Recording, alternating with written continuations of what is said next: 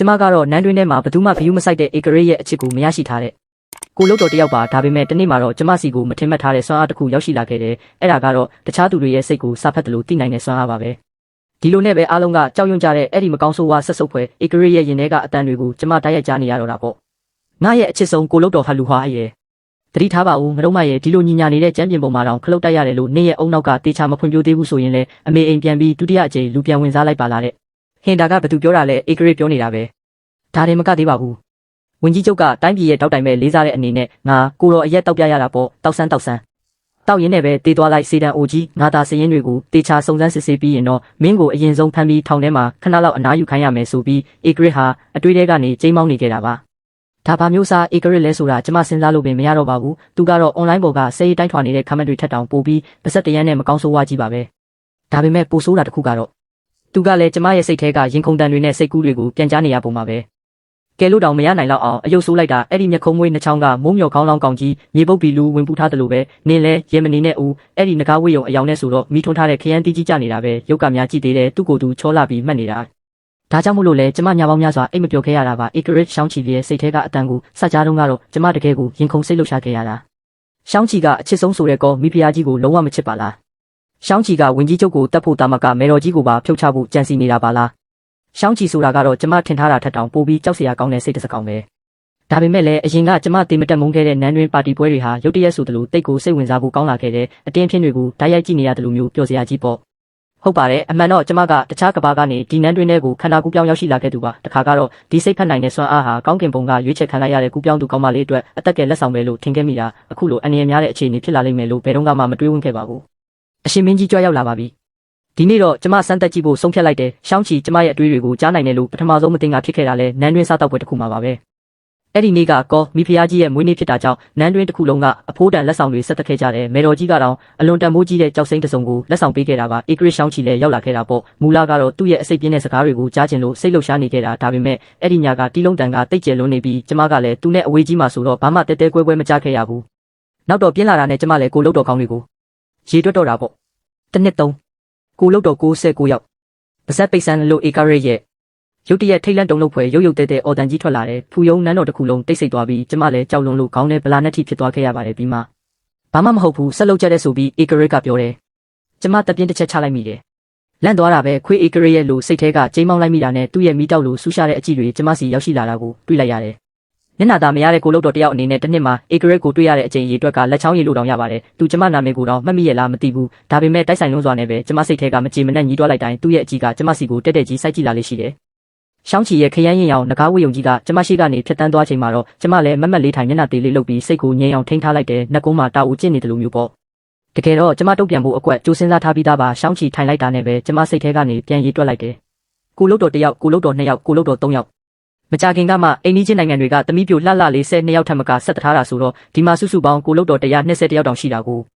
နောက်ဆုံးကိန်းကနန်းအထိရေးတွက်ပြီးတဲ့အခါမှာတော့ခွေးဧကရစ်ကကျမကိုတစောင်းလေးလမ်းကြည့်ပေမဲ့ဘာတော့ပြန်မှုမှမပြပါဘူးထင်တဲ့အတိုင်းပဲသူ့ရဲ့စရိုက်ကမျက်နှာပေါ်မှာဝမ်းသာတာဒေါသထွက်တာဘာမှမပြတဲ့ရက်ဆက်တဲ့မင်းဆိုးမင်းကြီးပုံစံမျိုးကိုဒါနဲ့ကျမလည်းမေးစိတ်လေးကင်ပြီးသူ့ကိုမျက်နှိုးတဲ့မျက်ဝန်းတွေနဲ့ကြည့်လိုက်ရင်စိတ်ထဲကနေမြှောက်ပင့်လိုက်တယ်ဝါအရှင်မင်းကြီးကဒီနေ့တိတ်ချောတာပဲကြောက်စိမ့်လိုပကတိဖြူစင်တဲ့မျက်နှာလင်းလက်နေတဲ့ကျဲပွင့်လိုမျက်ဝန်းတွေ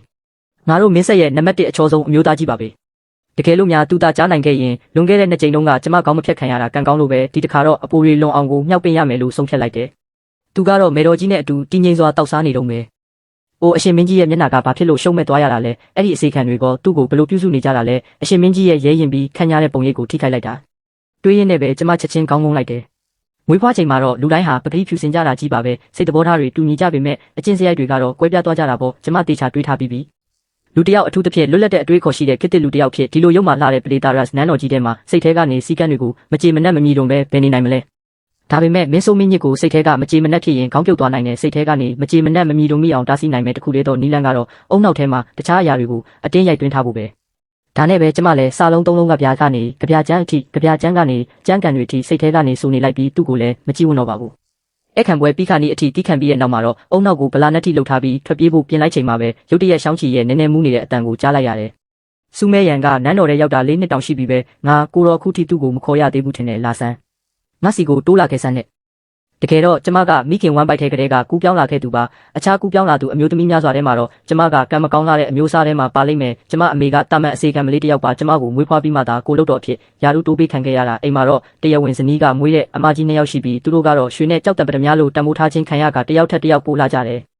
မိဖုရားရွေးချယ်တဲ့နှစ်မှာတော့ကျမအဖေကသူတို့အတွက်အိမ်အောင်ဘက်တွေကိုစောစောစီးစီးစီစဉ်ပေးခဲ့ပြီးကျမကိုကြတော့နန်းတော်ထဲသို့ပြစ်ထည့်လိုက်တာပေါ့ကျမကရုပ်ရည်လည်းထူးခြားမနေဘူးပါရမီလည်းမရှိဘူးနေဆက်မှာစစ်ပွဲ2ကြိမ်အနိုင်ရခဲ့တဲ့အကိုတယောက်ရှိတာကြောင့်သာဧကရစ်ကကျမကိုမဲရန်ယာတူပေးခဲ့တာပါအတူချုပ်ပြောရရင်နန်းတော်ထဲမဝင်ခင်မှာပဲဖြစ်ဖြစ်ဝင်ပြီးမှပဲဖြစ်ဖြစ်ကျမကအမြဲတမ်းတည်ရှိမှုမရှိတဲ့လူတစ်ယောက်ပါပဲဒါပေမဲ့အခုတော့ရှောင်းချီရဲ့စကားတခွန်းကြောင့်စားတောက်ပွဲကမျက်လုံးပေါင်း100ကျော်ဟာကျမစီကိုတပြိုင်နက်တည်းလှည့်လာကြတော့တာပေါ့ကျမစူမဲရန်ကျမကိုအသေးလဲမုန်းတီးနေကြတဲ့အချစ်တော်မိဖုရားတွေရဲ့မနာလိုတဲ့အကြည့်တွေကိုလစ်လူရှုလိုက်တယ်အရှင်မင်းကြီးကကျွန်တော်မျိုးမကိုသူ့ဘေးမှာထိုင်ခိုင်းလိုက်တာလားဘာလို့ရမလဲကျမတိတ်ရင်ခုန်ပြီးစိတ်လှုပ်ရှားနေပြီအရသာမရှိလိုက်တာလို့သူကစိတ်ထဲကရေရွတ်လိုက်ပေမဲ့အရှင်မင်းကြီးကိုတော်မျိုးမကဟင်းပွဲတွေခူးပေးပါမယ်လို့ကျမအလိုက်သိစွာပြန်ပြောလိုက်တယ်အောက်ကမျက်လုံးတွေကတော့ကျမကိုအပေါက်တွေဖြစ်သွားမတက်စိုက်ကြည့်နေကြတာပေါ့ဒီလိုအချိန်မှာတော့ရှောင်းချီကိုပဲအမြဲတမ်းတွဲကပ်ထားရတော့မှာပါစိတ်ထဲကနေကြိုတင်ပြင်ဆင်ထားတဲ့ဟင်းပွဲနာမည်တွေကိုရေရွရင်းရှောင်းချီအတွက်အစားအစာတွေခူးပေးခဲ့တယ်နှစ်တာကြားခဲ့ရတဲ့အတန်တွေကိုအလကားကြားခဲ့တာမဟုတ်ပါဘူးရှောင်းချီကြိုက်တတ်တဲ့ဟင်းပွဲတွေကိုပဲကျမရွေးခူးပေးခဲ့တာပါထင်တဲ့အတိုင်းပဲရှောင်းချီရဲ့မျက်နှာကတော်တော်လေးကျဉ်းသွားပုံရတယ်စူမီသားစုရဲ့သမီးတွေကငါ့အပေါ်တကယ်ပဲတစ္ဆာဆောင်တိကြတာပဲလို့သူစိတ်ထဲကတွေးလိုက်တာနဲ့ကျမလည်းအရှင်မင်းကြီးကကျမခူးပေးတဲ့ဟင်းတွေကိုစားတယ်တိတ်ပျော်တာပဲဆိုပြီးအားရပါရဟန်ဆောင်လိုက်တယ်ဒါပေမဲ့သူ့ရင်ထဲကထွက်လာတဲ့နောက်တစ်ခုံကြောင့်ကျမချက်တီးပါထသွားခဲ့ရတယ်သူမငါ့အပေါ်ဘာပြူစားနေတုံပြီးမျက်နှာလိုမျက်နှာရလုံနေတာလဲဒါဆိုရင်တော့သူမတေကံမကောင်းအောင်ဖြစ်စေရမယ်တဲ့စားတော့ပွဲပြီးတဲ့အခါမှာတော့ကျမနေမကောင်းဘူးဆိုပြီးချက်ချင်းစင်ကြေပေးလိုက်တော့တာပေါ့ဒီခွေးဧကရစ်ကကျမရဲ့စိတ်ထဲကအတွေးတွေကိုကြားယုံနေတင်တက်ချင်နေတာပါသူ့အတွေးတွေကိုကျမကြားနိုင်တယ်ဆိုတာများသိသွားရင်ပြီးတော့သူ့အတွေးတွေကိုကြားနိုင်တာကျမပါဆိုတာသိသွားရင်ကျမကိုချက်ချင်းစိတ်တဆဖြစ်ပြီးတက်ပြစ်လိုက်မှာမဟုတ်ဘူးလားကံကောင်းတာကတော့သူ့ရဲ့စိတ်ဖက်နိုင်တဲ့စွမ်းအားဟာကျမလိုပဲအကွာဝေးသွားရင်ကြားနိုင်မှာမဟုတ်ပါဘူးဒါဆိုရင်တော့သူ့ကိုရှောင်နေုံပေါ့သူ့ကိုရှောင်နေတည်း6လတစ်နှစ်လောက်ထိသူ့ကိုတစ်ခါမှတော့မြင်ရမှာမဟုတ်တော့ဘူးကျမရဲ့အစီခံမလေးရှောင်လန်ကတော့ကျမနောက်ကနေထက်ခါတက်ပြင်းချလို့ပေါ့ကိုတော်လေးရဲ့ဒီလိုအချိန်မှဘာလို့ဖျားရတာလဲဘလောက်ကောင်းတဲ့အခွင့်အရေးလဲဟုမထပါနဲ့ဦးမြန်လဲနေပါဦးအမြန်ဆုံးတက်တာအောင်လုပ်ပါနော်ကျမလာသူညလောက်နေမကောင်းဖြစ်ပြလိုက်တယ်လာသူညကြပြီးတဲ့နောက်မှာတော့ရှောင်းချီတယောက်ကျမအကြောင်းကိုမေ့သွားလောက်ပြီလို့တွေးလိုက်မိပြီးဆက်ပြီးဆရာဝန်ပြမနေတော့ပဲရှောင်းလန်နဲ့အတူအေးအေးဆေးဆေးတာရလေးဆက်နေလိုက်တယ်ကောင်းကင်ဘုံကကျမကိုကူးပြောင်းခွင့်နဲ့စိတ်ဖက်နိုင်တဲ့စွမ်းအားပေးခဲ့ပေမဲ့ကျမမှာကိုတီးစိတ်ရှိပါတယ်အတိတ်ဘဝတုန်းကနန်းတွင်းတိုက်ပွဲဝတ္ထုတွေအများကြီးဖက်ခဲ့ဘူးတာပဲကျမရဲ့စွမ်းအားနဲ့ဆိုရင်ဒီခွေးဧကရစ်တဲ့အထိတောက်ခံပြီးမေတော်ကြီးဖြစ်လာကနန်းတော်ကနေထွက်ပြီးကျောင်းတိုင်းမှာတရားအားထုတ်ရရင်ကိုပဲအကြီးမားဆုံးအောင်ပွဲဖြစ်နေပါပြီဒီနေ့မှာတော့ကျမနောက်လာမေတော်ကြီးရဲ့မွေးနေ့ပွဲကိုရှောင်ဖို့ဘာစင်ချေပေးရမလဲလို့တွေးနေခဲ့တာပါတခင်မမင်းကြီးရဲ့အစီခံမလေးကတိုးတိတ်လာပြောသွားတယ်အိုးသူဘာပြောလဲခံမှန်းကြည့်ပါဦးသူမကအရှင်မင်းကြီးကဒီနေ့တခင်မရဲ့စာအုပ်ကိုလှန်လိုက်ပြီးတဲ့။အိုးနင်ဘာပြောလိုက်တာလဲနောက်တစ်ခေါက်ထပ်ပြောပါဦး။တခင်မကလည်းတိတ်ပြီးစိတ်လှုပ်ရှားနေတာလားတခင်မရဲ့။စိတ်လှုပ်ရှားနေရင်တော့အင်ကြီးတော်တော်လေးပြင်ဆင်ရမယ်လေတခင်မ။မြင်မြန်တာပါအစီခံမလေးကရေချိုးပေးပါမယ်။သူကဘာလို့ကျမကိုအိပ်ရတဲ့ပြုစုခိုင်းချင်ရတာလဲအိပ်ရတဲ့ပြုစုတဲ့အခါကျမဘာလို့ရမှာလဲအိပ်ရတဲ့ပြုစုနေချိန်မှာတော့အုံနောက်၆ခံပြီးမြောက်ပင်ပေးရမှာလားဘလို့မြောက်ပင်ရမလဲ။ဝါတိတ်ကြီးတာပဲအရှင်မင်းကြီးကတိတ်ဆွမ်းတာပဲဆိုပြီးတော့လားတက်လိုက်ပါတော့အခုချက်ချင်းတက်လိုက်ပါတော့နောက်ဆုံးတော့လေရှောင်းလန်ရဲ့အတင်းဆွဲခေါ်မှုကြောင့်ရေချိုးခန်းနာအင်ကြီးလဲမိတ်ကပ်လိမ့်လိုက်ရတာပါပဲတခင်မရဲ့ရင်ဘက်လေးကိုကြည့်ပါဦးခါးလေးကိုကြည့်ပါဦးအရှင်မင်းကြီးတေချာပေါက်သဘောကျမှာပါကျမမှန်တဲ့ကကိုကြည်ရင်စိတ်တက်တွေအကြီးကျယ်ကျသွားခဲ့တယ်မဖြစ်ဘူးကျမတေလို့မဖြစ်ဘူးမေကကျမအပေါ်မိခိုနေရတာခဏဆောင်ဦးဒီကိစ္စကိုလှည့်ပတ်ဆောင်ကွင်းဖို့နီးလက်တစ်ခုတော့ရှိမှာပါရှောင်းချီရောက်လာတဲ့အခါအချက်ပြတာဘာမှမရှိပါဘူးသူကကိုရန်တော်တယောက်ပဲခေါ်လာပြီးတကားထဲဝင်လာတာနဲ့ကျမကိုလှမ်းကြည့်လိုက်တာပါမိတ်ကပ်တွေပြည့်လို့အယုတ်ဆိုးလိုက်တာလို့သူ့စိတ်ထဲကပြောလိုက်တယ်တီတီငိမ့်ပဲနေရမယ်ပယမ်းပါတာမဖြစ်စေနဲ့အရှင်မင်းကြီးကတကယ်ကိုရောက်လာတာပဲကံကောင်းချင်တော့ဒီနေ့ကျမရဲ့ယာတီသွေးမလာသေးဘူးခဏနေရင်မိတွေကိုအရင်ဆုံးငိမ့်လိုက်ရမယ်ဘာပဲဖြစ်ဖြစ်ဒီကိစ္စကိုအရင်ဆုံးပြီးအောင်လုပ်ရမယ်သူသာကျမရဲ့ယာတီသွေးလာနေတာသိရင်ကျမကိုထိမှာမဟုတ်တော့ဘူးလို့ကျမစိတ်ထဲကလှည့်ပတ်စဉ်းစားနေလိုက်တယ်ထင်းတဲ့အတိုင်းပဲရှောင်းချီကကျမကိုနဲ့လှမ်းကြည့်လိုက်ပြီးစူးမဲရန်ထပ်ပါလို့ဆိုကစပွဲရှိမှာအေးဆေးထိုင်လိုက်တယ်အရှင်မင်းကြီးကိုတော်မျိုးမကအနားယူဖို့ပြုစုပေးပါမယ်မလောပါနဲ့အုပ်စူးမဲရန်ကပုံမှန်ဆိုဘာစာအုပ်တွေဖတ်လဲကျမပြန်ပြေမလို့လှုပ်တုံးမှာပဲသူ့စိတ်ထဲကအတွေးကိုကြားလိုက်ရတယ်ဒီလက်ရေးကခွေးချေသေးနဲ့ချစ်ထားတယ်လို့ပဲတဲ့ကျမစိတ်ကိုတီးခန့်ထိန်းထားလိုက်တယ်အရှင်မင်းကြီးကိုရှောက်တင်ပါတယ်ကိုတော်မျိုးမကစာအုပ်တွေကိုတေချာမတင်ယူခဲ့ဘူးပါဘူးအကိုကြီးစာတင်တုံးကမှနယံဘေးကနေခိုးနှားထောင်ပြီးအနှဲငယ်လိုက်ဖက်ခဲ့တာပါဒါပေမဲ့ဘာစာအုပ်တွေလဲဆိုတာတော့အတိအကျမသိပါဘူးအုံနောက်ကတိတ်မကောင်းလာဘူးဒါပေမဲ့လိန်နာတော့တက်တယ်လို့သူကစိတ်ထဲကနှာခေါင်းရှုံလိုက်ပြန်တယ်ကျမစိတ်ထဲမှာဗလာနက်ထိလှုပ်ထားလိုက်တာပေါ့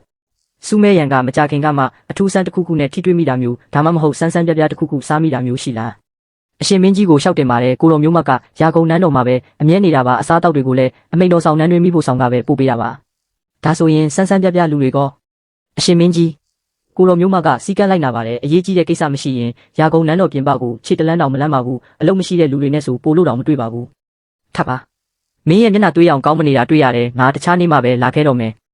လွတ်မြောက်သွားပြီအိုးကျမတခုခုမှားပြောလိုက်မိလို့များလားဘာလို့အရှင်မင်းကြီးကမေးပြီးတာနဲ့ချက်ချင်းပြန်ထွက်သွားရတာလဲအရှင်မင်းကြီးကကျမစာအုပ်ကိုလှန်လိုက်တယ်ဆိုတာနန်းတော်တဲကလူတိုင်းသိနေတာကို15မိနစ်တောင်မပြည့်သေးဘူးပြန်ထွက်သွားတယ်ဆိုတော့ကျမမျက်နှာကိုဘယ်နာသွားထားရမလဲအီဟီကျမရှောင်းချီကိုလိုက်ပို့ပေးခဲ့တယ်နန်းတော်တကားဝကိုရောက်ခါနီးမှာပဲကျမဝတ်ထားတဲ့ကာဝင်အစ်စ်ကရှည်လုံးနေတာကြောင့်တကားခုံကိုကြုံမတက်နိုင်ခဲ့ပါဘူးဒါကလူတွေဟာမြောက်ကြွမလုပ်သင့်ဘူးဆိုတာကိုတက်တည်ပြနေတာပဲမြောက်ကြွဖြစ်လိုက်တာနဲ့ပြဿနာတွေတက်လာတော့တာပါပဲကျမရဲ့ပြဿနာကတော့အဲ့ဒီစက္ကန့်မှာပဲစတင်ခဲ့တာပါကျမကစကတ်ကိုခလုတ်တိုက်ပြီးရှေ့ကိုခြေတလန်းရိုင်သွားခဲ့ပြီးရှောင်းချီကလည်းဘာကြောင့်ရဲမသိရုတ်တရက်လှည့်ကြည့်လိုက်တာပေါ့ဒီလိုနဲ့သူကအပေါ်ကျမကအောက်ကွက်ကြလေးဖက်ရက်သားတိတ်ကြော့ပြောင်းတာပဲတေဆန်းစိတ်တစကောင်ကြီးလို့ကျမစိတ်ထဲကရုတ်တရက်ရေးရွလိုက်မိတယ်အရှင်မင်းကြီးဒါတွေအကုန်လုံးကိုတော်မျိုးမရဲ့အမားပါကိုတော်မျိုးမအခုလိုစကတ်ရှည်ကြီးမဝစ်ခဲ့တင်ပါဘူးကိုတော်မျိုးမလမ်းကိုတေချာမကြည့်ပဲမလျှောက်ခဲ့တင်ပါဘူးအရှင်မင်းကြီးထိခိုက်ဒဏ်ရာရသွားသေးလားဟင်နန်းတွင်သမားတော်ကိုဆင့်ခေါ်ပေးရမလားဟင်လို့အပြင်မှာတော့ကာစီလျှောက်တင်လိုက်တာပေါ့ရှောင်းချီကလက်ဖက်ရည်ခွက်ကိုကင်ထားပြီးကျမကိုတစ်ချက်ကလေးမျှတော့မကြည့်ပဲဖြည်းဖြည်းချင်းတငုံတောက်လိုက်တယ်သူ့စိတ်ထဲမှာတော့ဘာတမ်းမှထွက်မလာတော့ဘူးစူးမဲရန်စိတ်တစကောင်ဆိုတာဘာဆိုလိုတာလဲအမလေးကျမအပြင်မှာထုတ်ပြောမိလိုက်တာလားစူးမဲရန်စိတ်တစကောင်ဆိုတာဘာဆိုလိုတာလဲအမလေးကျမအပြင်မှာထုတ်ပြောမိလိုက်တာလားတေးပြီးအခုမှတော့ကြောက်တက်နေပြီပေါ့စူးမဲရန်မှာဒီလောက်တတိတွေရှိနေလိမ့်မယ်လို့မထင်ထားခဲ့ဘူးတိုင်းပြည်ရဲ့အရှင်သခင်ကိုဒီလောက်ပေါ့တန်ပမာမခန့်စော်ကားဝင်နေပေါ့ကျမစိတ်ထဲမှာတော့တေးပြီးဆိုတဲ့စကားလုံးပဲလွှမ်းမိုးနေပြီးဆက်ဟန်ဂရိုက်သွားတယ်လို့ဖြစ်သွားခဲ့တယ်သူ့ရဲ့မျက်နှာအမူအရာကပိုပြီးကြောက်စရာကောင်းလာတာပဲတွေ့လိုက်ရတယ်မင်းအနာကမှာတေးမလားမတေးဘူးလားဆိုတာတော့ငါမသိဘူးဒါပေမဲ့မင်းအခုလို့စူညံနေအောင်မယ်ဆိုရင်တော့ငါလူတွေကိုခေါ်ပြီးမင်းကောင်းကိုအခုချက်ချင်းဖျက်ခိုင်းလိုက်မယ်ကျမချက်ချင်းပါဆက်ကိုပိတ်လိုက်တဲ့စိတ်ထဲကနေအတင်းអော်နေတာကိုချက်ချင်းရက်ပစ်လိုက်ရတာပေါ့အရှင်မင်းကြီးကိုတော်မျိုးမတမင်လောက်တာမဟုတ်ပါဘူးနောက်မလို့ရဲတော့ပါဘူးတိတ်ဆန်းမင်းမသေးခြင်းဘူးမဟုတ်လားကျမခေါင်းကိုအမြန်ရင်းပြလိုက်တယ်မသေးခြင်းဘူးဆိုရင်ငါမေးတာကိုမှန်မှန်ဖြေစမ်းတာဆိုလွန်ခဲ့တဲ့2ကြိမ်တုန်းကငါမကြားတာမဟုတ်ဘူးပေါ့မင်းစိတ်ထဲကနေငါ့ကိုမကောင်းပြောနေခဲ့တာအမှန်ပဲပေါ့ဟုတ်ပါတယ်ဒါဆိုရင်ငါစိတ်ထဲကတွေးနေသမျှကိုလည်းမင်းကြားနိုင်တာပေါ့ဟုတ်ပါတယ်ဘယ်အချိန်တည်းကစတာလဲကျမဟုတ်ပါတယ်လို့ပြောလိုက်တိုင်းရှောင်းချီရဲ့မျက်နှာကပိုပြီးမဲမောင်လာတယ်လွန်ခဲ့တဲ့2နှစ်ကပါသူကဒေါသတကြီးစပွဲကိုရိုက်လိုက်ပြီးဒါဆိုရင်စူးမဲရန်ကငါရဲ့လှုပ်ဝက်ချက်တွေကိုတော်တော်များများသိနေတာပေါ့အရှင်မင်းကြီးကျမရဲ့အုံနောက်ကတိတ်မကောင်းပါဘူးကြားပြီးရင်မေးသွားတာပါတကယ်ပါပြောတာပါတကယ်လားအခုတင်ပဲအကိုဖြစ်သူစာဖတ်တာကိုခိုးနားထောင်ယုံနဲ့ကြပြချမ်းနဲ့ကြမ်းကန်တွေကိုကြက်နိုင်နေဆိုတာဘယ်သူပါလိမ့်အမလေးလူတယောက်ကိုတတ်ဖို့ကောင်းတစ်ချက်ညှို့ယုံမဲ့လို့လားပါကျမဆက်ပြီးတောက်မထားနိုင်တော့တယ်လို့ခံစားရတယ်ဒါပေမဲ့စူးမဲရန်မင်းကငါရဲ့လှုပ်ဝက်ချက်တွေကို2နှစ်တိုင်ထိမ့်သိမ့်နိုင်ခဲ့တာဆိုတော့မင်းကလိမ္မာပါတဲ့လူတယောက်ဖြစ်ရမယ်အတုံးဝင်တဲ့ကိစ္စတစ်ခုခုလုပ်ပေးပြီးမင်းရဲ့အမှားကိုပြန်ပြင်ချင်လားကျမခေါင်းကိုခါတီးတီးညှိပြလိုက်တာပေါ့ဒီနာတို့ခဲ့ဆန်းခွေးမလေးမင်းမကြတာပါငါဘာမှမပြောပါဘူးရှောင်းချီကဝင်ကြီးချုပ်ကောနဲ့မေတော်ကြီးကိုဖြည့်ရှင်းဖို့သူ့ကိုကူညီစေချင်နေတာပါဒါပေမဲ့အခုချက်ချင်းတေးရမှာနဲ့နောက်မှတေးရမှာရှင်ရင်တော့ကျမနောက်မှတေးရမယ့်လမ်းကိုပဲရွေးလိုက်ပါတယ်အဲ့ဒီနောက်မှာတော့ကျမဟာရှောင်းချီရဲ့အချစ်ဆုံးကိုလုတ်တော်လေးဖြစ်လာခဲ့တာပေါ့သူကကျမတယောက်တည်းကိုပဲတလားလုံးအချစ်ပို့ပေးခဲ့ပြီးကျမလည်းရာထူး8ဆင့်တိုင်စက်တိုက်တိုးမြင့်ခံခဲ့ရတယ်ဒီတလအတွင်းမှာတော့ညီလာခံစင်းတိုင်းရှောင်းချီကရာကုန်နန်းတော်ကိုလာပြီးကျမနဲ့တနေကုန်အချိန်ဖြုံးလေးရှိတယ်ဒါပေမဲ့ဒါတွေကအပေါ်ရန်ရှူတောင်းကကြည့်ရင်တင်ပါအမှန်တကယ်တော့ကျမရဲ့အတွေးတွေကတိတ်ပြီးလှုပ်ရှားလုံးနေတာကြောင့်စူညံလုံးတယ်လို့သူကထင်နေတာပါရာကုန်နန်းတော်ထဲဝင်ပြီးတာနဲ့သူကဘေးဆောင်ကိုတွားတော့တာပါပဲဆက်စုမနေပါနဲ့တော့ကျမသူ့နဲ့အတူမအိတ်ခဲ့ပါဘူးတကယ်တော့သူဟာဘယ်မျိုးသမီးကိုမှမချစ်ဘူးဆိုတာကျမရေးမိခဲ့ပြီးပါပြီနန်းတွင်တစ်ခုလုံးမှာကိုလုတ်တော်တရားကျော်ရှိပေမဲ့သူကြိုက်တဲ့လူတယောက်မှမရှိပါဘူးသူကနှလုံးသားမရှိတဲ့အလုပ်လုပ်ဆက်ယုံကြည်ပါပဲဒီတလအတွင်းမှာကျမလိုက်သိခဲ့ပါတယ်အပြင်ကိုလုံးဝမထွက်ခဲ့ပါဘူးတကယ်လို့ကိုလုတ်တော်တယောက်ကလာရန်ဆက်ရင်လဲကျမကစိတ်ပြက်စရာကောင်းတဲ့ပုံစံနဲ့ပဲပြန်ဖြေလိုက်တယ်မနေ့ကအရှင်မင်းကြီးကိုပြုစုရတာတိတ်ပင်ပန်းသွားလို့ပါအမကြီးရဲ့နောက်နေ့မှပဲလာခဲ့ပါတော့နော်ဆိုပြီးတော့ပေါ့ရှောင်းလန်ရဲ့ပြောပြချက်အရဆိုရင်တော့အခုဆိုနန်းတွင်တစ်ခုလုံးကကျမကိုအသေးလဲမုန်းနေကြပြီးတဲ့အထူးသဖြင့်ကောမိဖုရားကြီးဆိုရင်ဖူယုံနန်းတော်မှာတောင်းကျမ်းနေခဲ့တာကျမရာထူးတိုးတဲ့အချိန်တိုင်းအချိန်ပဲတဲ့ကျမကိုအရေးခွန်လွှဲပြီးအစိမ့်လိုက်ဝါစားပြစ်မယ်လို့တောင်ချိန်မောင်းနေတာနန်းတော်တဲ့စောက်ဝင်တုန်းကသူမကျမကိုရိုက်ခဲ့တဲ့ပါရိုက်ချက်အနှဲငယ်ကိုပြန်စဉ်းစားမိပြီးကျမရဲ့အနာဂတ်အတွက်တော်တော်လေးပူပန်မိခဲ့တယ်ဒီတလအတွင်းမှာပဲကျမရဲ့အမကြီးနှစ်ယောက်ကလည်းကျမနဲ့တွေ့ဖို့နန်းတော်ထဲဝင်ကျင်နေဆိုပြီးတရင်တွေတစ်ခုပြီးတစ်ခုပို့နေခဲ့ကြတယ်ဟွန်ခုမှဘာလာလို့ဖို့တွေ့မှလဲအရင်တုန်းကကျမကိုဘယ်လိုနှိပ်စက်ခဲ့ကြလဲဆိုတာလာပြောပြမလို့လားဒါပေမဲ့ဘာပဲဖြစ်ဖြစ်ဒီတလကတော့ကျမဘဝရဲ့အသက်တာဆုံးတလပါပဲမဟုတ်သေးပါဘူးဘဝ20လုံးမှာအသက်တာဆုံးတလလို့ပြောရမှာပေါ့ နန်းတော်ကြီးရဲ့လွန်ကဲလာတဲ့စီးစိမ်ဥစ္စာတွေလှပတဲ့အဝတ်စားတွေနဲ့မြိန်ရှက်လာတဲ့အစားအသောက်တွေကိုမြင်ရတော့လူတွေပါလို့နန်းတော်ထဲရောက်အောင်အသေးအတန်တက်လန်းကျင်ကြလဲဆိုတာမဆန်းတော့ပါဘူးမင်္ဂလာပွဲတော်တစ်ခုမှာမင်းကြီးရှောင်းကြီးကအမတ်တွေရှိမှပဲစူးချင်းချင်းကိုအလိုလိုက်ပြီးအစာတွေခွန့်ကျွေးနေပါတယ်ဒီမြင်ကွင်းကိုကြည့်ပြီးမိဖုရားခေါင်ကြီးရဲ့အပေါင်းပါအမတ်တွေကတော့ကြည်မရဖြစ်နေကြတာပေါ့ဒါပေမဲ့မင်းကြီးကတော့ပြုံးပြုံးလေးနဲ့စူးချင်းချင်းရဲ့နှုတ်ခမ်းထောင်ကိုပါအသားလေးတုပ်ပေးနေခဲ့ပါတယ်စူးချင်းချင်းကစိတ်ထဲကနေအာကြက်သီးတွေတောင်ထလာပြီးလို့ရေရွတ်လိုက်တော့မင်းကြီးရှောင်းကြီးကသူ့စိတ်ထဲကနေကြက်သီးတမွေးမှမထစေနဲ့လို့အေးဆက်ဆက်တတိပေးလာပါတယ်စူးချင်းချင်းလည်းစိတ်ထဲကနေပဲအရှင်မင်းကြီးဒီလိုမှလုပ်ရမှာလားလို့မေးလိုက်တယ်တိတ်ခါကိုအလေးထားတဲ့ကျမခမဲတော်ဒေါသထွက်လွန်လို့မျက်နှာတစ်ခုလုံးနေရဲနေပြီထင်တယ်လို့ပြောလိုက်တော့မင်းကြီးကမင်းခမဲတော်ဘာတွေလဲဂယုဆိုင်နေတော့မဲလားလို့မေးပါတယ်စူးချင်းချင်းကဂယုမဆိုင်ပါဘူးဒါပေမဲ့မဲတော်အတွက်အဆအရာစီစဉ်ပေးမယ်ဆိုတဲ့ဂတိကိုတော့မမေ့နဲ့နော်လို့တတိပေးလိုက်တော့မင်းကြီးကအေဂရစ်ရဲ့စကားဟာကစားစရာမဟုတ်ပါဘူးလို့အာမခံလိုက်ပါတယ်ဒါနဲ့စူးချင်းချင်းလည်းမင်းကြီးကိုစဝိုင်းတစ်ခွက်ငှက်ပေးပြီးနွဲ့နောင်လေးခွန့်ကျွေးဖို့လှုပ်တုံးထောင်နာမှာထိုင်နေတဲ့ချင်းသေးရောင်ဝစ်စုံနဲ့တခင်လေးကိုလှမ်းမြင်လိုက်ရပါတယ်ဟ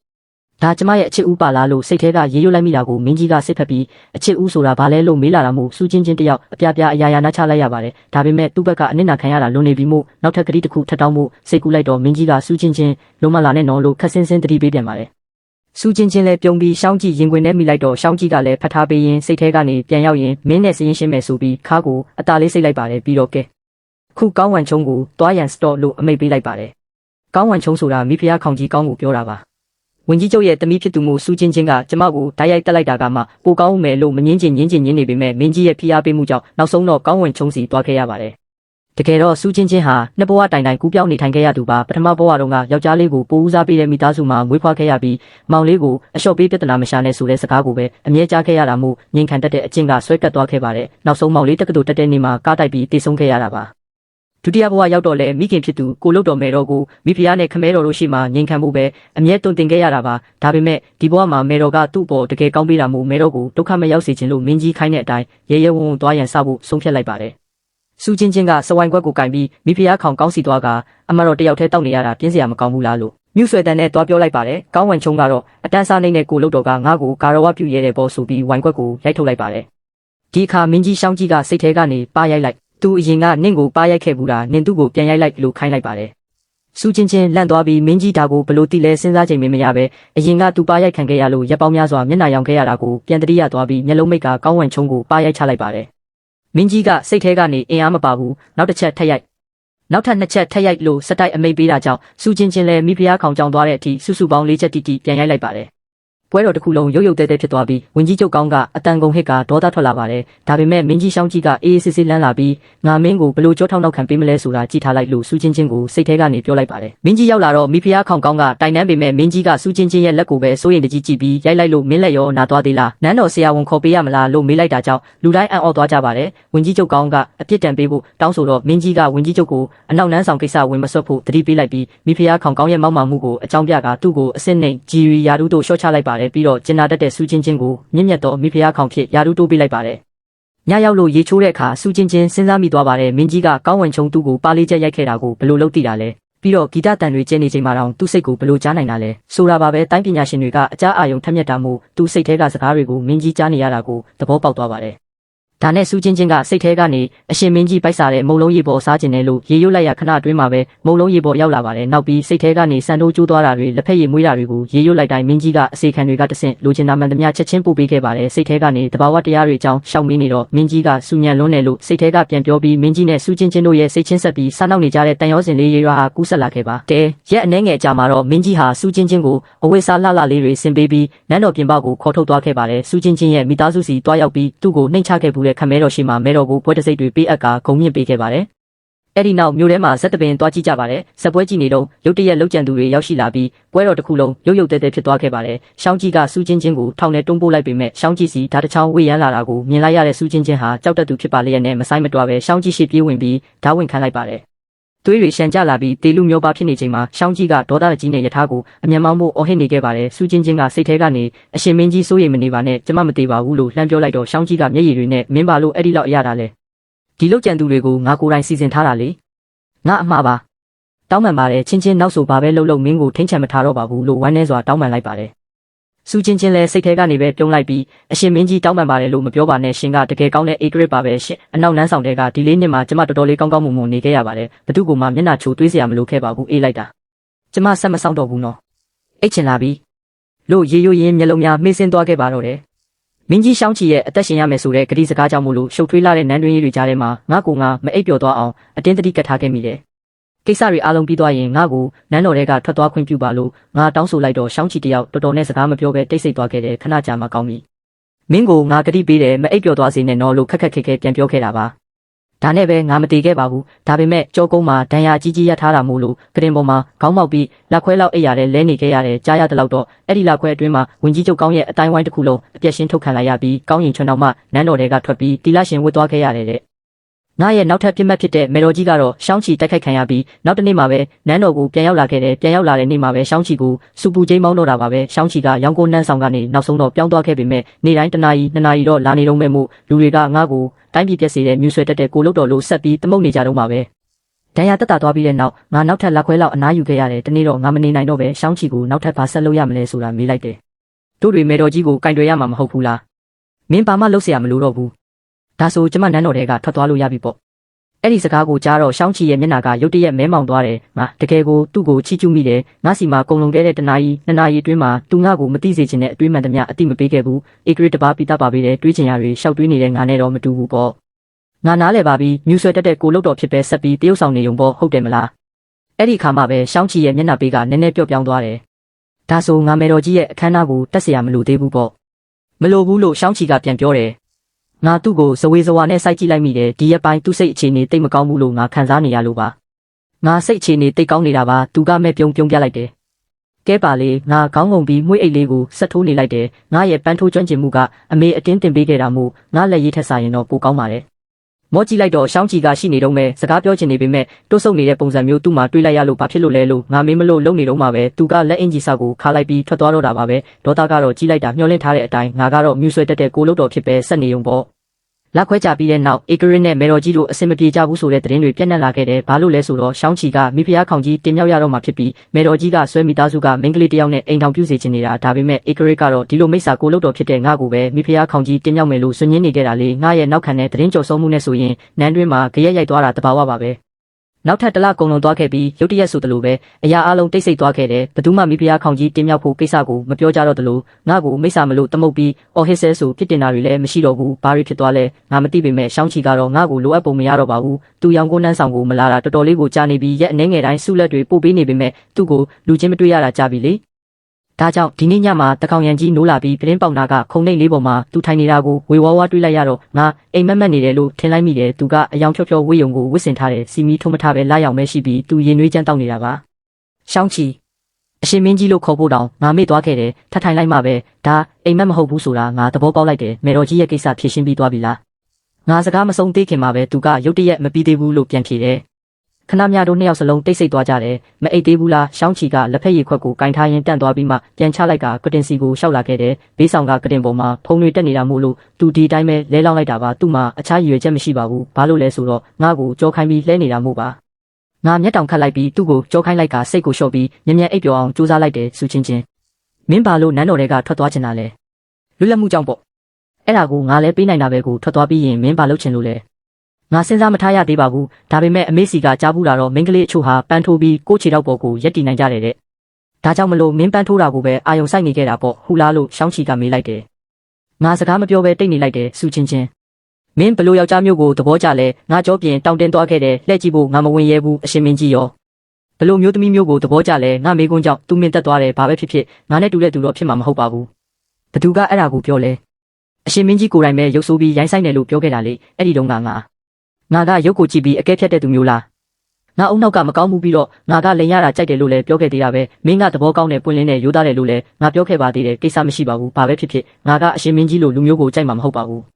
ရှောင်းချီစကားပြောတာရုတ်တရက်ရက်သွားတယ်ပြုံးလိုက်ရင်လှလှပပတောက်ပလေးရှိတဲ့အဲ့ဒီမျက်လုံးတွေထဲမှာကျဲတွေကြွေကျသွားတယ်လို့ပါပဲသူထထိုင်လိုက်ပြီးတိတ်ဆိတ်နေခဲ့တယ်ဂရင်းပေါက်အပြင်ဘက်မှာလေတွေတိုက်ပြီးတရွက်တွေလွင့်ပါလို့တော်တော်ကြာမှသူ့တန်ကအေးဆက်သွားခဲ့တယ်၃ရက်အတွင်းမင်းကိုနန်းတော်ပြင်ပစီကိုပို့ပေးမယ်ရှောင်းချီထွက်သွားပြီး15မိနစ်လောက်ကြာမှငါပခုံးတွေနောက်ဆုံးတော့ရှော့ချလိုက်နိုင်တယ်တပ်ပြင်းတစ်ခုချလိုက်မိတယ်ငါကတကယ်ကိုလိန်တက်တဲ့သူပါပဲငါရှောင်းချီကိုတကယ်အရန်သဘောကျတာပါအရန်သဘောကျလွန်းလို့အဲ့ဒါကိုသဘောပေါက်လိုက်တဲ့ပထမဆုံးတုတ်ပြန်မှုကထွက်သွားဖို့ပဲဖြစ်နေခဲ့တာ သူကငါတယောက်တည်းရဲ့ပိုင်ဆိုင်မှုမဟုတ်ပါဘူးသူကနန်းတွင်တစ်ခုလုံးတစ်ကဘာလုံးနဲ့ဆိုင်တဲ့သူပါဒါပေမဲ့ဘဝ20လုံးမှာတစ်ချိန်ပဲရနိုင်မဲ့ဒီလိုမျက်နှာသာပေးမှုကိုတော့ငါသိသိထားခြင်းမိတယ်ငါထွက်သွားတဲ့ရွေးကိုယ်တိုင်မမြင်ရတဲ့ရွေးသူဟာငါ့ကိုပဲမျက်နှာသာပေးခဲ့တဲ့ငါ့ကိုပဲကာကွယ်ပေးခဲ့တဲ့ရှောင်းချီအဖြစ်အမြဲရှိနေမှာပါတိတ်ကောင်းတာပေါ့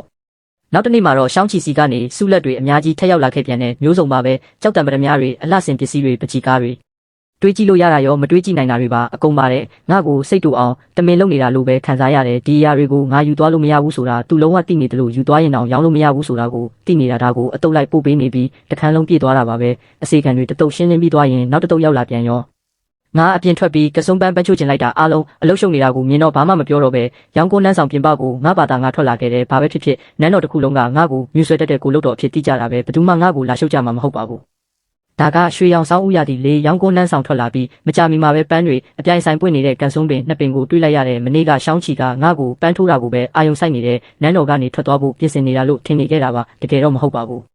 ငါသူ့အတွက်မွေးအိတ်လေးပန်းထိုးပေးခြင်းခဲ့တာဒါပေမဲ့စိတ်တိုင်းမကြခဲ့ဘူးအထက်ထက်အခါခါထိုးခဲ့ရပြီးတခုပဲမစိုးဘူးလို့ပြောလို့ရတာဒီနေ့တော့အချောက်လန်းဖို့ကစုံပန်းအချို့ခူးလိုက်မယ်မထွက်သွားခင်မွေးအိတ်ကိုပြီးအောင်လုပ်ဖို့အချိန်လုံလောက်မှာပါငါပန်းနှဲငယ်ပဲလိုတာပါအားဒီလိုအချိန်တိုလေးတွင်းမှာပဲရုတ်တရက်ဘာမဆိုတယောက်ယောက်ကငါပစက်နဲ့နှာခေါင်းကိုအုပ်လိုက်တဲ့စမ်းကျဲတဲ့အမွှေးနဲ့တစ်ခုဝင်လာပြီးငါသတိလစ်သွားခဲ့တယ်မင်းရဲလာကြည်လားငါမျက်စိရှိမှတင်လူပြန်ပေးဆွဲရဲတယ်ပေါ့ငါကဘာမဆိုမလုပ်ရဲစရာရှိလို့လဲရှောင်းချီနဲ့မေတော်ကြီးရဲ့အတန်းနန်းတွင်ကိုဖျက်ဆီးနေတဲ့မြူဆွဲတတ်တဲ့ကိုလုတ်တော်ပါလို့ငါပြောသားပဲကောင်းတင်ကတော့သူ့ကိုမညတာပဲခေါ်ဆောင်သွားတာငါနဲ့ပါဆိုင်လို့လေပောက်ကရဒါပေမဲ့အရှင်မင်းကြီးအနေနဲ့တို့ရဲ့တားမိရေဆက်ကိုငဲ့ကွက်ပြီးငါ့ကိုစိတ်ချမ်းသာအောင်ထားမယ်ဆိုရင်တော့သူတဘာဝအတိုင်းပြန်ရောက်လာမှာပါကူစွန်းခွန်းနေနန်းဆောင်ကိုဝိုင်းလိုက်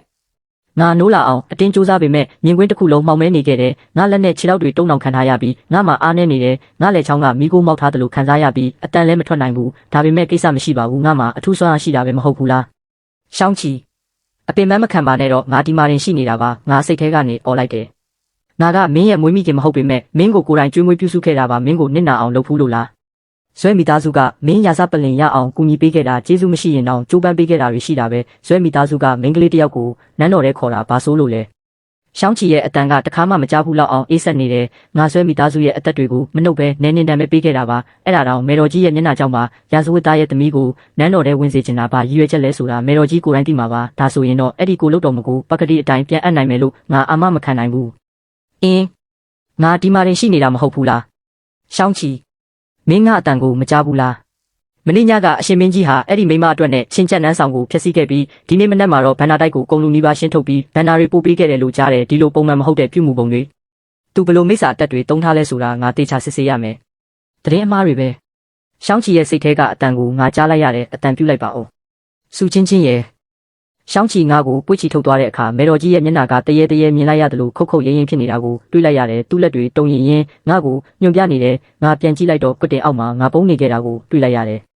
်မေတော်ကြီးဟာမိစ္ဆာတွေရဲ့၆လန့်ခြင်းကိုခံရပြီးစိတ်အခြေအနေမတည်ငြိမ်တော့ဘူးဒီနေ့ကစပြီးတရားအားထုတ်ဖို့ဝမ်းကျူးကြောင်းတိုက်ကိုတွားရမယ်ရှောင်းချီကရောင်းကွန်းလန်းဆောင်အထိငါ့ကိုပွေ့ချီသွားခဲ့တဲ့ရောင်းကွန်းလန်းဆောင်ကတပြားတိုက်ခံရတယ်လို့မျိုးအရာရာရှုပ်ပွားနေခဲ့တာစောစောကပို့ထားတဲ့ဆုလက်တွေတောင်မသိမ်းဆဲရသေးဘူးရှောင်းချီကငါ့ကိုဆေးတိုက်ပြီးမှအားရင်တွေဖြည်းဖြည်းချင်းပြန်ပြေးလာခဲ့တာပါငါလက်ချောင်းကအတန်ပြန်ထွက်လာနိုင်ခဲ့ပြီးသူဘာမှမပြောဘူးပါဇက်ကလည်းတိတ်ဆိတ်နေတယ်လို့စိတ်ထဲကလည်းတိတ်ဆိတ်နေတဲ့မျက်နှာမဲမဲနဲ့ပဲငါ့ကိုဆေးလိမ့်ပေးနေခဲ့တာငါလည်းဘာပြောရမှန်းမသိတာနဲ့စိတ်ထဲကနေပဲတောင်းပန်လိုက်မိတယ်တောင်းပန်ပါတယ်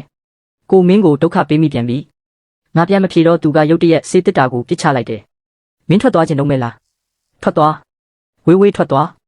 းသူလက်အင်ကြီးစကိုခါလိုက်ပြီးထွက်သွားတော့တယ်ငါမျက်တောင်ခတ်လိုက်ပြီးဆေးတစ်တာကိုပြန်ကောက်လိုက်တယ်စိတ်တူတက်တဲ့စိတ်ဆိုးပရင်ကြီးအရာရာဟာမူလအစီအစဉ်အတိုင်းသွားနေခဲ့တာပဲနောက်တနေ့မှာတော့ငါမွေးအိတ်ထိုးတာပြီးသွားပြီးသူခဏခဏထိုင်လေးရှိတဲ့စပွဲပေါ်မှာတင်ထားလိုက်တယ်အဲ့ဒီအပေါ်မှာချီဆိုတဲ့စာသားလေးပန်းထိုးထားခဲ့တာပါသူရန်ဖန်ရန်ခါငါ့ကိုတတိယရင်အဲ့ဒါလေးမြင်ရမှာပေါ့ဟုတ်တယ်မလားမိုးလဲပိုင်းမှာတော့ချင်းကျက်လန်းဆောင်ကအစီကံတယောက်ပစ္စည်းတွေပို့ပေးခဲ့တယ်ဒီတခါတော့ငွေဆက်ကူအထက်လိုက်ကြီးပဲရှာလန်ကငါအထုပ်ပိုးတွေကိုကူညီပြင်ဆင်ပေးရင်းမျက်ရည်တုပ်နေခဲ့တာဒါပေမဲ့ငါရဲ့မျက်နှာသာရမှုဟာအတူအယောင်ဆိုတာကိုသူသိနေတာပါတတိယမြောက်နေ့မှာတော့မိုးရွာခဲ့တယ်မြောက်လေတွေတဟူးဟူးတိုက်ခတ်နေခဲ့တယ်ရှောင်းချီကဝိယုံနှက်ကိုဝစ်စင်ပြီးရောက်လာခဲ့တယ်ငါလည်းရှာလန်ကိုလိုက်ခဲ့ဖို့ညှင်းဆန်ခဲ့တာမို့ငါတယောက်တည်းပဲရှိတော့တယ်ရှီလျားတဲ့နန်းတွင်လမ်းမကြီးပေါ်မှာလေတိုးတံပဲရှိတော့တယ်နှလုံးသားကိုပိတ်ထားလိုက်ရင်စိတ်ဖက်နိုင်တဲ့သူဖြစ်ပါစေဦးတော့ဘာမှသိနိုင်မှာမဟုတ်ဘူးဆိုတာသဘောပေါက်လိုက်ရတယ်ရှောင်းချီကငါ့ကိုစီချစ်တကားစီခေါ်ဆောင်သွားခဲ့တယ်အဆောက်တွေမရှိအောင်ကြိုတင်စီစဉ်ထားပုံရပါတယ်အပြင်ဘက်မှာမြင်းလဲတစည်းစောင့်နေပြီးငါအထုပ်ပိုးတွေကအတွင်းမှာရောက်နေပြီနောက်ဆုံးကြမှာငါစကားအချို့ပြောတင်တာပေါ့ကျေးဇူးပါ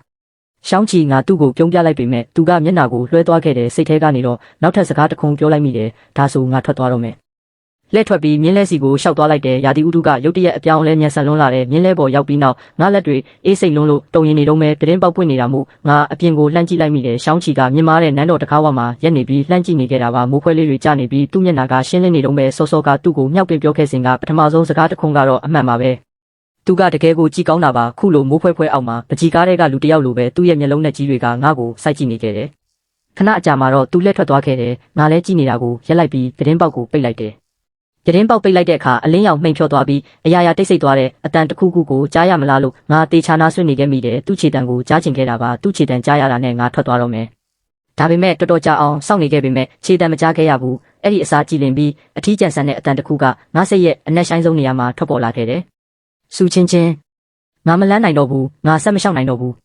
နောက်ပိုင်းမှာအဲ့ဒီနေ့ကိုငါအမြဲတမ်းတတိယနေခဲ့တယ်ဒါဟာငါဘဝမှာအရေးကြီးဆုံးနေ့ပါပဲမှောင်မဲနေတဲ့မြင်းလဲထဲမှာငါတယောက်တည်းထိုင်နေရင်မာနကြီးတဲ့ဧကရစ်ကငါစီကိုစိတ်တက်ဖွင့်ထားလိုက်တာကိုကြားခဲ့ရတာ